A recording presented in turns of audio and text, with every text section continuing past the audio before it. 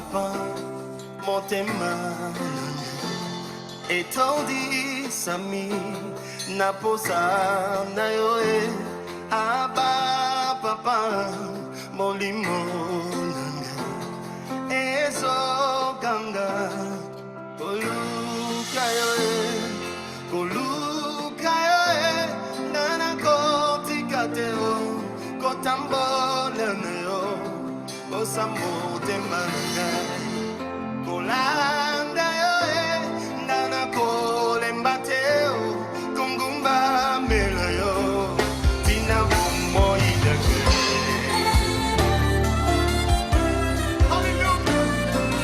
Nous voulons remercier le Seigneur pour ce temps qu'il nous accorde encore afin de partager avec vous la parole du Seigneur telle que le Seigneur lui-même l'a prescrit.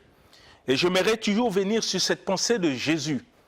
Il a formé ses disciples, il leur a enseigné le secret du royaume des cieux en tirant leur attention pour leur demander de ne pas enseigner autre chose que ce que lui l'a prescrit.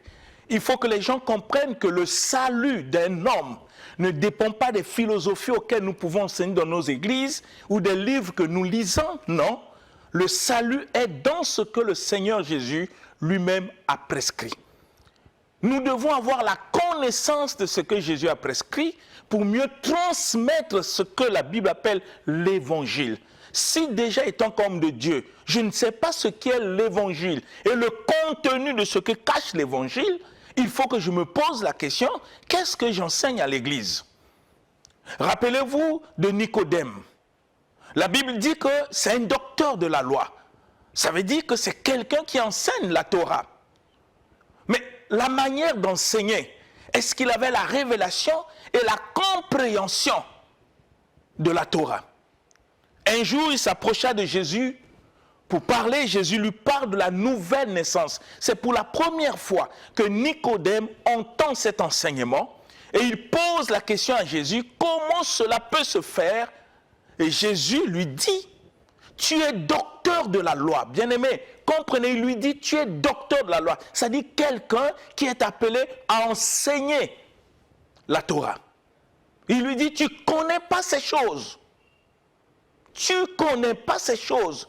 Si Nicodème ne connaissait pas ces choses, la question que nous devons nous poser, qu'est-ce qu'il enseignait à ses disciples? Et Jésus ajouta, nous parlons de ce que nous connaissons. Ça veut dire qu'on ne peut pas prêcher des choses qu'on ne connaît pas. Il faut prêcher des choses qu'on connaît, que le Seigneur nous révèle. Comme Jésus lui-même le dit dans la parole, que mon peuple périt parce qu'il lui manque la connaissance. C'est ainsi que, bien-aimés, nous avons lu beaucoup de passages bibliques pour comprendre l'importance de la parole et de la doctrine de Jésus-Christ qui doit être enseignée dans son Église. Parce que l'Église n'appartient pas au pasteur, l'Église n'appartient pas à l'apôtre, l'Église, non, nous sommes que des personnes que Jésus a choisies pour faire le relais et transmettre ce qu'il a prescrit au peuple pour le salut. Et nous avons lu au cours de cette émission comment l'apôtre Paul nous explique que celui qui est appelé par le Seigneur établi ne peut pas enseigner les erreurs. Et l'apôtre Paul nous dit dans le livre des Thessaloniciens, de la part du Seigneur, que notre prédication ne se repose pas sur l'erreur. Il est impossible qu'un homme de Dieu, loin du Saint-Esprit, se mette à prêcher des erreurs. Parce que la prédication n'est pas notre pensée. La prédication n'est pas l'imagination des choses que nous avons appris à l'école. La prédication est l'inspiration, même la révélation que le Saint-Esprit nous donne pour qu'on ait la vraie connaissance de la parole que nous lisons. Parce qu'on peut lire la parole et transmettre la lettre sans comprendre le contenu et le pourquoi le Seigneur a parlé ainsi. C'est ainsi que nous avons besoin du Saint-Esprit. Comme Jésus l'a dit, il vous conduira dans toute la vérité et il vous enseignera toutes choses. Ça veut dire que ce qu'on enseigne ne vient pas de l'intelligence humaine, ni de la sagesse humaine. Pourquoi? Mais parce que le Seigneur dit dans sa parole, mes pensées ne sont pas vos pensées et mes voix ne sont pas vos voix. Il est impossible, bien-aimés, que nous puissions servir Dieu selon nos pensées, selon nos voies. Ça devient une œuvre charnelle. Il faut qu'on ait la révélation des pensées de Dieu et des voies de Dieu. Raison pour laquelle le Seigneur a inspiré la parole pour que nous puissions le lire sous la direction du Saint-Esprit, en ayant la compréhension réelle des passages que nous lisons. Parce que si nous avons une mauvaise compréhension, nous allons enseigner des choses qui sont fausses et dire aux gens ce que Dieu n'a pas dit. Parce que nous-mêmes, nous avons mal compris le verset, le chapitre que nous sommes en train de lire. Parce que si on fait sortir le verset de son contexte, ça devient prétexte. On ne peut pas enseigner aux gens des prétextes.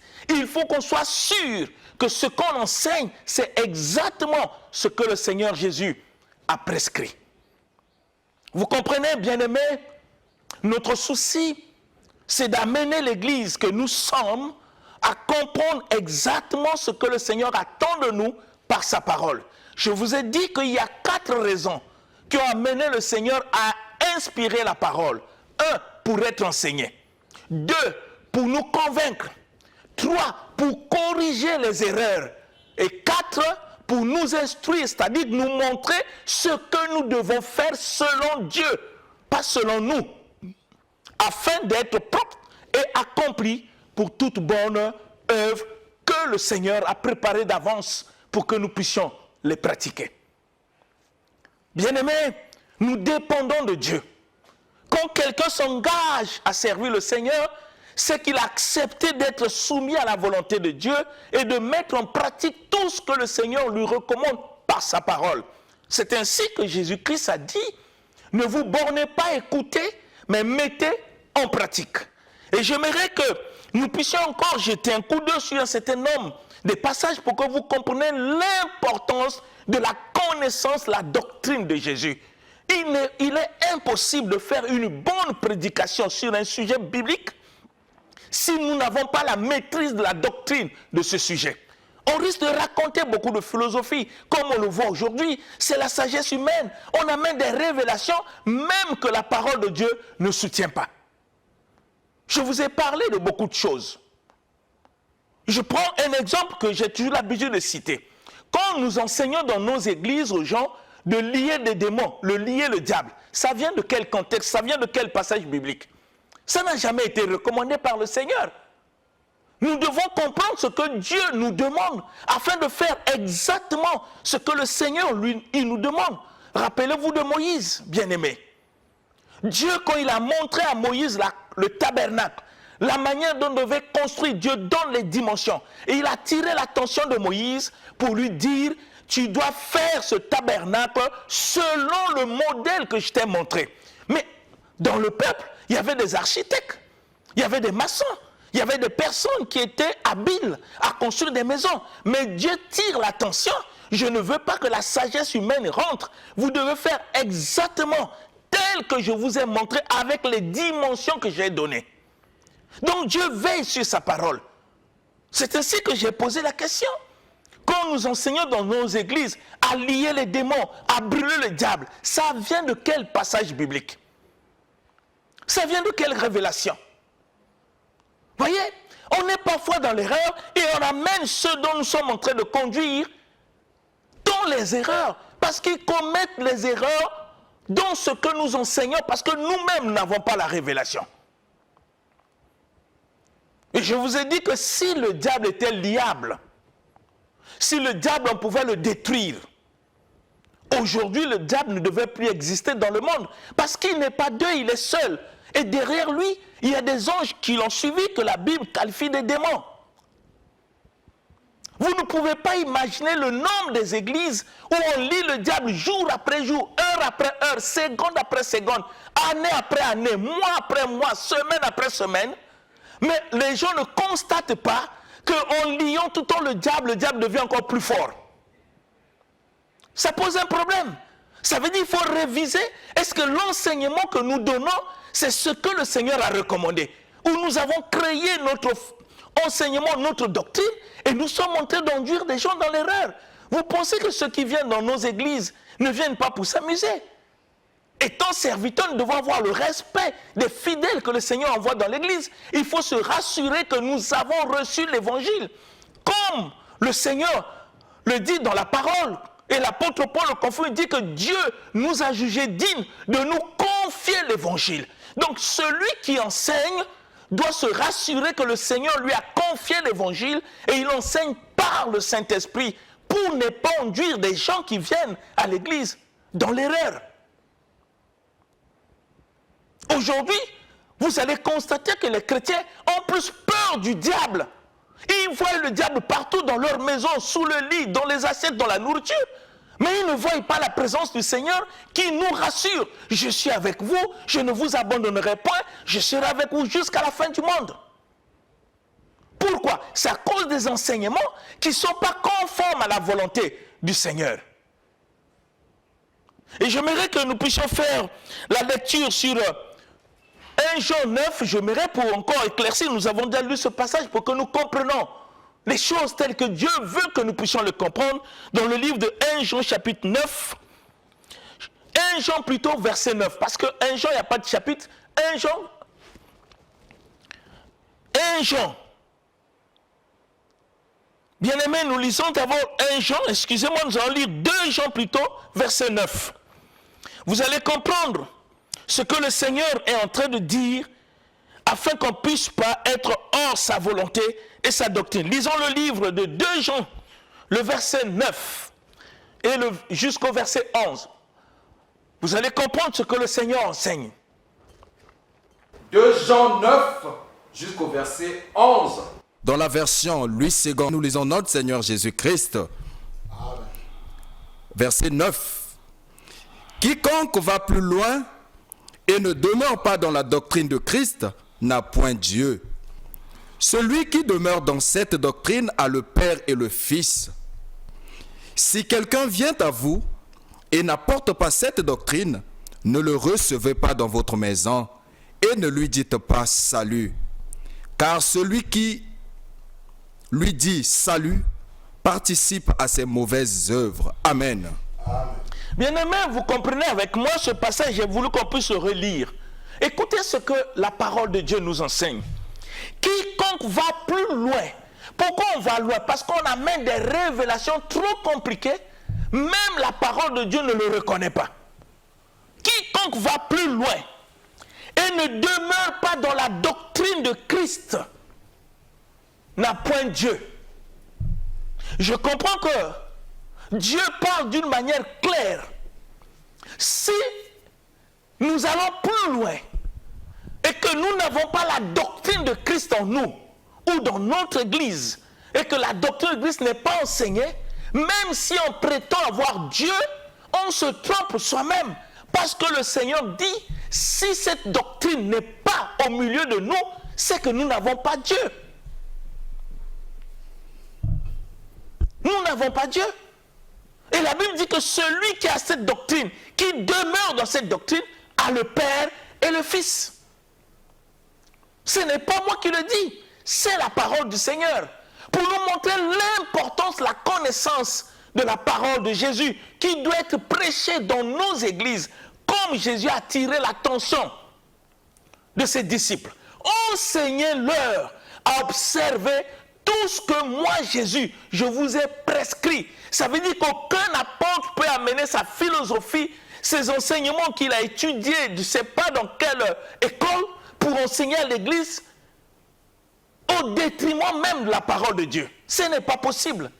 Nous sommes des porte-paroles. Aucun pasteur n'a un message. Aucun apôtre n'a un message. Aucun prophète n'a un message. Le message que nous portons à l'église, c'est le message que Jésus a prescrit. Et c'est ça ce qui donne le salut. C'est ainsi que le Seigneur nous dit dans cette parole que si nous n'avons pas la doctrine de Christ, nous n'avons pas Dieu. Cela sous-entend que toute religion qui n'est pas fondée sur la doctrine de Christ, ils n'ont pas le Dieu créateur. Parce que Dieu, ce n'est pas le nom de quelqu'un. Il y en a plusieurs. Rappelez-vous de l'Égypte antique. Il y en avait plusieurs dieux. Il y en a plusieurs dieux. Vous pouvez aller même chez les bouddhistes, vous trouverez plusieurs dieux. Mais ici, nous parlons du Créateur. Comment savoir que je suis en train de suivre et de servir celui qui a créé le ciel et la terre si je n'ai pas sa doctrine, si je n'ai pas la connaissance de sa parole? Vous comprenez avec moi, bien-aimés, que c'est une question de vie. Les gens qui vont à l'église, ils ne viennent pas pour s'amuser. Ils viennent pour écouter la doctrine de Christ. La parole de Dieu. Parfois le mot doctrine, les gens pensent que c'est un mot savant. Non. Quand on parle de la doctrine de Christ, on parle de l'ensemble de ses enseignements. De ce que les chrétiens sont censés à pratiquer. Ce que Christ a laissé.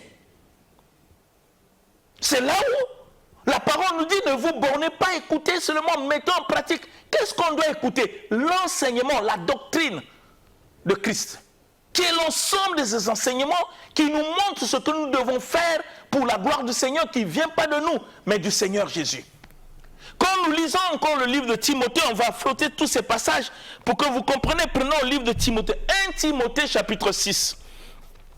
Nous allons lire le verset 3 jusqu'au verset 5. Vous allez comprendre que le problème de la doctrine est tellement sérieuse. Très sérieuse.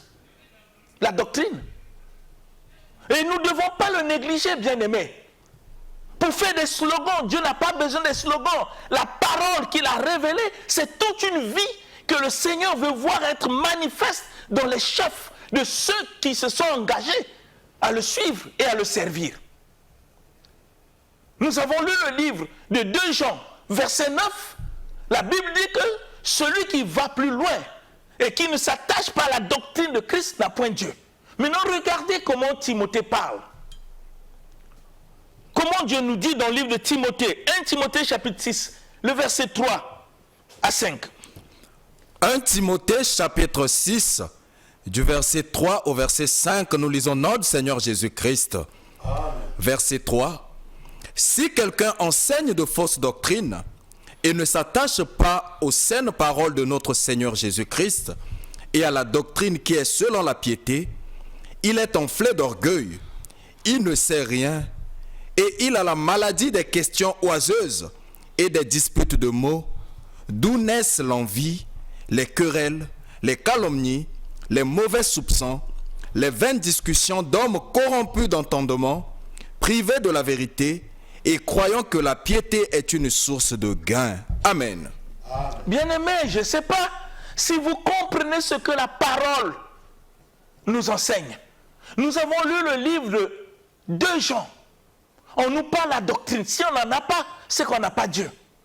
Donc c'est important, c'est sérieux, qu'étant homme de Dieu, que nous puissions avoir la connaissance de la doctrine de Jésus qui cache l'ensemble de ses enseignements, de ce qu'il a prescrit pour son Église.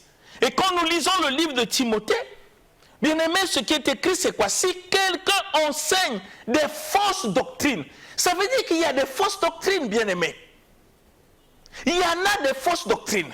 Dieu attire notre attention. Nous qui avons pris l'engagement de le suivre, de faire attention qu'en dehors de la doctrine de Christ, il y a des fausses doctrines. Moi, je vous ai démontré ici que l'enseignement qui pousse les gens à lier le diable, à lier les démons, c'est une fausse doctrine. Il faut le dire pour que les gens comprennent. Parce que si le démon était liable, le diable était liable, il ne devait plus exister dans le monde. On devait dire bravo, ces gens-là au moins ils ont délivré le monde du mal. Moi, on ne peut pas continuer à lier, et le diable continue toujours à faire du mal aux gens. Réviser, est-ce que cette manière de faire est conforme à la parole? Ça fait partie des fausses doctrines. Vous comprenez? Il y a un autre passage que j'ai toujours évoqué ici, concernant la prospérité ou l'argent.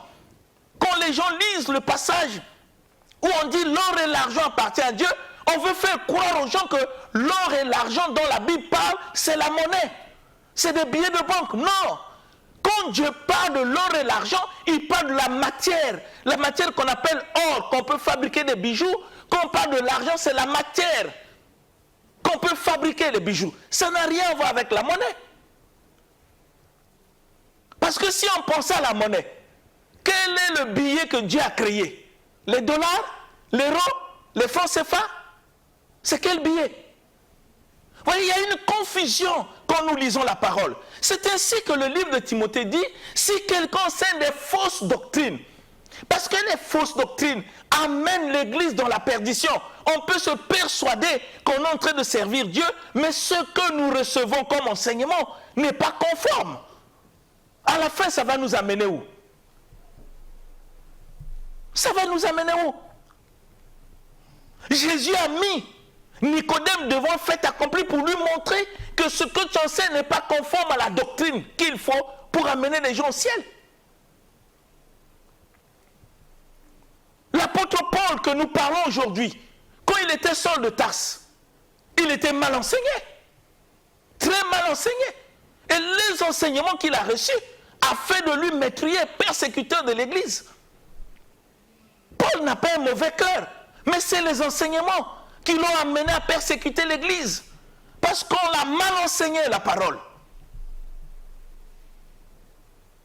Et la Bible dit, si nous enseignons des fausses doctrines, si quelqu'un enseigne des fausses doctrines et ne s'attache pas aux saintes paroles de notre Seigneur Jésus-Christ et à la doctrine selon la piété, que dit la Bible? Il est enflé d'orgueil. Ce n'est pas moi. Dieu dit, quand nous n'avons pas l'enseignement de Jésus comme enseignement, celui qui enseigne ces fausses doctrines, c'est un orgueilleux. Il ne sait rien. Il a la maladie. Des questions oiseuses, des disputes des mots, de la naisse, l'envie, les querelles entre des hommes privés de la vérité, qui pensent que la foi en Dieu, c'est un moyen de s'enrichir. Comment on peut mettre dans notre tête que croire en Dieu, c'est d'être riche? Comment on peut avoir des pensées comme ça? Devenir riche, on n'a pas besoin de croire ou de prier. Maintenant, ceux qui ne prient pas, qui sont des païens, qui sont des milliardaires, comment ils ont fait? C'est des faux enseignements comme ça qui amènent les gens dans l'erreur. Nous devons être comme des chrétiens de béret. Quel que soit le renommé de la personne qu'on nous enseigne, nous devons examiner les Écritures pour voir si ce qu'on nous enseigne est conforme à ce que Jésus-Christ a prescrit pour son Église. Il n'y a pas deux messages. Je vous ai dit, aucun homme de Dieu n'a un message. Nous sommes que des porte-paroles du message que Jésus a prescrit pour son Église. Nous ne devons pas enseigner autre chose que ce que Jésus a laissé pour son Église. Au-delà de notre connaissance, de notre intelligence, ce n'est pas mauvais d'apprendre, ce n'est pas mauvais de faire la théologie, ce n'est pas mauvais d'aller dans les instituts bibliques. Oui, ça nous donne une connaissance élargie des choses, mais ce n'est pas cette connaissance que nous devons enseigner à l'Église. Ce qu'on doit enseigner à l'Église, c'est ce que Jésus a prescrit sous la direction du Saint-Esprit. Afin de ne pas conduire des enfants de Dieu dans l'erreur. Dans le livre de Galates, l'apôtre Paul attire aussi l'attention sur ces choses. L'enseignement, la doctrine. Galates chapitre 1, versets 6 à 7. Que dit la parole de Dieu?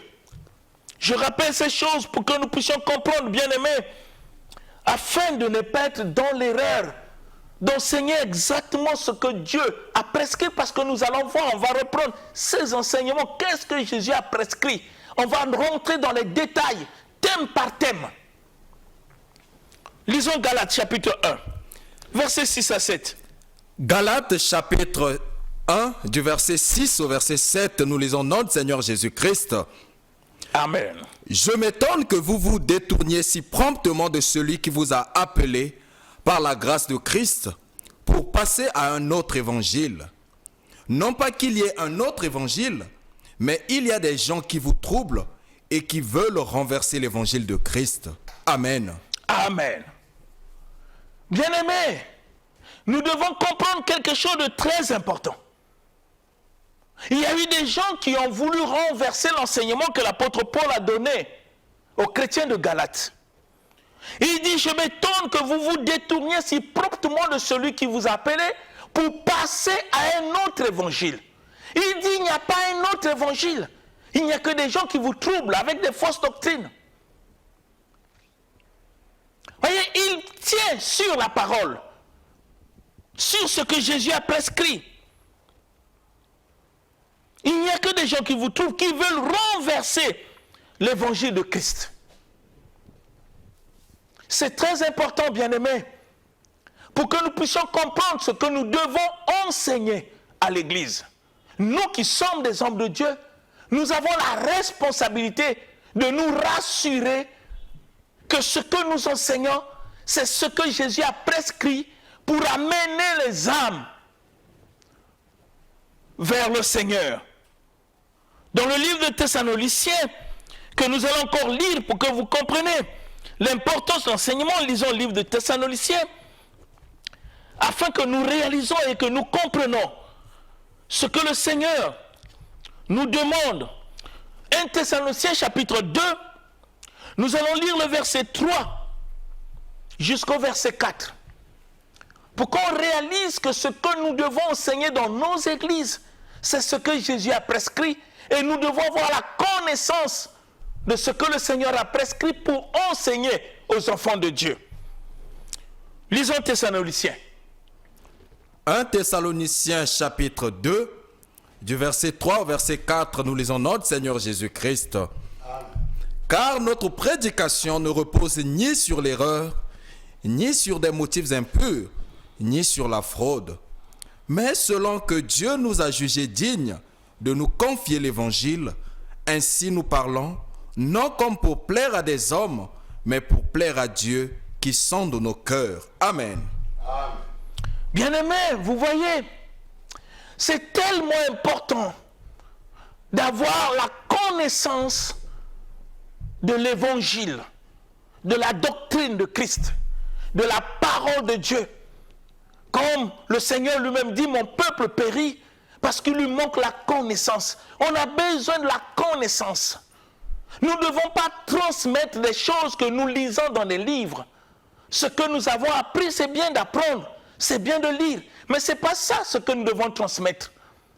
Le Saint-Esprit est là pour nous montrer, pour nous révéler la vraie parole telle que le Seigneur a prescrit pour que nous puissions l'enseigner au peuple de Dieu.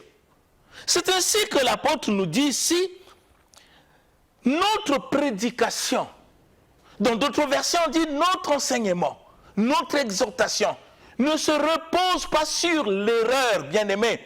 Il ne doit pas avoir l'erreur dans ce que nous enseignons. Il ne doit pas avoir l'erreur. Parce que ce que Jésus a prescrit, il n'y a pas l'erreur. Bien-aimé, nous devons comprendre ces choses. Quand il y a l'erreur, c'est qu'il y a quelque chose qui ne va pas. Parce que l'erreur est tellement fatale pour les âmes qui viennent à l'église. C'est très fatal pour eux. Quand tu prétends connaître et que tu ne connais pas, tu deviens un danger sur le plan spirituel pour détruire la vie des autres et les conduire droit à l'enfer. Quand on ne connaît pas par orgueil, on ne peut pas se mettre debout pour prêcher, bien-aimé. Il faut apprendre. Il faut demander au Seigneur avant de te lever pour enseigner. Parce que le Seigneur nous dit dans le livre de Jacques, ceux qui sont appelés à enseigner seront sévèrement jugés. Sévèrement. Parce que par l'enseignement, on peut égarer les gens. Par l'enseignement, on peut sauver les gens. C'est ainsi que l'apôtre dit, la prédication ne se repose pas sur l'erreur, ni sur les motifs impurs, ni sur les motifs impurs, ni sur la fraude. Nous ne pouvons pas utiliser l'évangile comme moyen de gagner l'argent. C'est des motifs impurs. On ne doit pas faire de l'évangile un moyen de gagner l'argent. Et l'apôtre continue nous annonce l'évangile, il le fait. Pourquoi? Mais parce que Dieu les a jugés dignes. Dieu l'a jugé digne et il lui a confié. Vous comprenez que l'évangile doit être confié à ceux qui sont appelés au ministère pour enseigner. Et on peut poser la question, qui t'a confié l'évangile que tu enseignes? Qui te l'a confié? Quand l'évangile n'est pas confié par le Seigneur, vous comprenez pourquoi on tombe dans les erreurs, bien-aimés. Pourquoi on tombe dans les erreurs? Parce qu'on n'a pas reçu l'évangile de la part du Seigneur. Nous voulons faire des photocopies, nous voulons imiter, nous voulons devenir comme, faire comme. Mais qui t'a mandaté? Qui t'a confié cet évangile que tu prêches? Comment tu l'as reçu? L'apôtre Paul dit, selon que Dieu nous a jugés dignes de nous confier l'évangile. Et l'évangile qui est confié, c'est pour enseigner. Et l'enseignement que nous donnons à l'Église a un but. Que nous allons lire dans le livre d'Éphésiens chapitre 4. Vous allez comprendre la raison qui a amené le Seigneur à donner les ministères comme pasteur, comme apôtre, comme évangéliste, comme prophète. Il y a une raison. Il y a une raison. Ce n'est pas pour notre gloire. Il y a une raison qui a amené Dieu à t'établir, à m'établir, à nous établir. Il y a une raison. Pourquoi Dieu a fait de nous des ministres de Dieu? Pourquoi il a fait de nous ses ministres? Lisons le livre d'Éphésiens, chapitre 4. Nous allons lire le verset 11 jusqu'au verset 14. Que dit la parole de Dieu? Éphésiens chapitre 4 du verset 11 au verset 14, nous lisons au nom du Seigneur Jésus-Christ. Et il a donné les uns comme apôtres, les autres comme prophètes, les autres comme évangélistes, les autres comme pasteurs et docteurs, pour le perfectionnement des saints, en vue de l'œuvre du ministère et de l'édification du corps de Christ, jusqu'à ce que nous soyons tous parvenus à l'unité de la foi et de la connaissance du Fils de Dieu, à l'état d'homme fait, à la mesure de la stature parfaite de Christ, afin que nous ne soyons plus des enfants, flottant et emportés à tout vent de doctrine, par la tromperie des hommes, par leur ruse, dans les moyens de séduction. Amen. Bien-aimés, vous comprenez ce que Dieu nous enseigne dans sa parole. Pourquoi il nous a établis? La Bible dit, il nous a donné tous ces ministères, pasteurs, apôtres, c'est pour le perfectionnement des saints. Nous avons une mission de perfectionner les saints, ceux dont Dieu a mis à part. Nous devons les perfectionner par la parole, par l'évangile, par la doctrine de Christ. Mais pour perfectionner, il faut, bien aimer, que nous comprenions est-ce que ce que nous enseignons, c'est ça la doctrine de Jésus. Donc pour le perfectionnement de saints, afin de les préparer pour l'œuvre, nous les édifions pour qu'ils soient aptes à servir le Seigneur conformément à sa volonté, telle que révèle la parole de Dieu. Révèle ce qu'il a prescrit. Bien-aimés, comprenons ces choses. Et la Bible dit, nous devons enseigner jusqu'à ce que nous soyons tous parvenus à l'unité de la foi. L'unité au sein de l'Église. Où il n'y aura pas plusieurs doctrines, où il n'y aura pas plusieurs voix, où chaque chrétien a une conception sur le Saint-Esprit.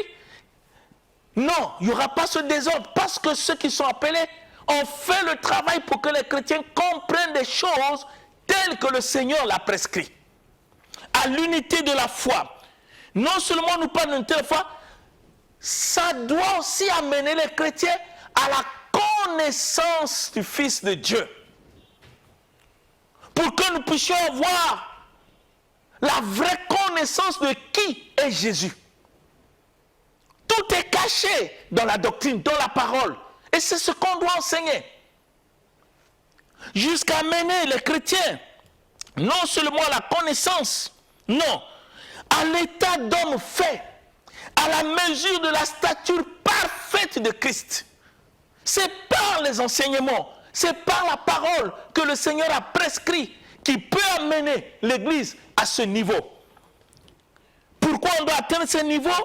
La Bible dit afin que, il y a une conséquence, afin que nous ne soyons plus des enfants flottants, écoutez bien, et emportés par tout vent de doctrine. Ça veut dire qu'il y en a beaucoup de doctrines qui sont enseignées parfois au nom de Dieu, et ces doctrines n'ont rien à voir avec la parole du Seigneur ou avec la doctrine de Jésus-Christ. Parler de Dieu, parler de Jésus, ne sous-entend pas qu'on est en train d'enseigner l'évangile. On peut parler de Dieu comme histoire sans enseigner l'évangile. L'évangile demande une révélation que le Saint-Esprit nous donne pour que nous puissions dire exactement ce que le Seigneur veut que nous puissions dire à son peuple pour le salut. Afin que nous ne soyons plus des enfants flottants emportés par tout vent de doctrine, par la tromperie des hommes, par les ruses dans leurs moyens de séduction. Aujourd'hui, on le vit, il y a tellement de doctrines, au point où même on se demande où se trouve la vérité. Il y a une confusion totale. Parce que l'évangile n'est pas prêché. L'évangile n'est pas enseigné. L'apôtre Paul disait à Timothée quelque chose de très important. Il dit, ce que je t'ai enseigné, ce que tu as appris de moi, c'est ce que tu dois aussi enseigner à des personnes fidèles et capables d'enseigner à d'autres. Mais parce qu'il n'y a pas de doctrine, il n'y en a pas. Timothée, qui a grandi à côté de Paul, ne pouvait pas enseigner autre chose, bien-aimé, que ce que Paul lui a transmis. Nous allons lire rapidement le livre de 2 Timothée chapitre 2, le verset 1 jusqu'au verset 2. Écoutez rapidement ce passage que nous allons revenir encore pour commenter le mardi prochain. Qu'est-ce qui est écrit? 2 Timothée chapitre 2, du verset 1 au verset 2, nous lisons notre Seigneur Jésus-Christ. Amen. Toi donc, fortifie-toi dans la grâce qui est en Jésus-Christ. Et ce que tu as entendu de moi en présence de beaucoup de témoins, confie-le à des hommes fidèles qui soient capables de l'enseigner aussi à d'autres. Amen. Ça veut dire que Timothée n'avait pas un message.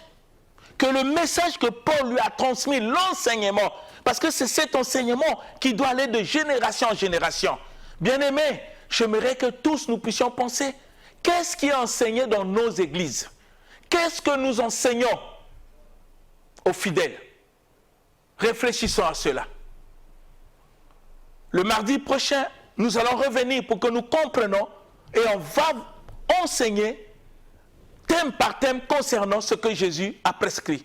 Que ça puisse être ainsi pour la seule gloire du Seigneur. C'est au nom de Jésus-Christ que j'ai ainsi demandé. Amen. Amen. L'émission Parole de vie avec le pasteur Lévi Nikwe, chaque mardi à partir de 17h10 sur DRTV International. Papa, motema etondi sami naposa na yo aba papa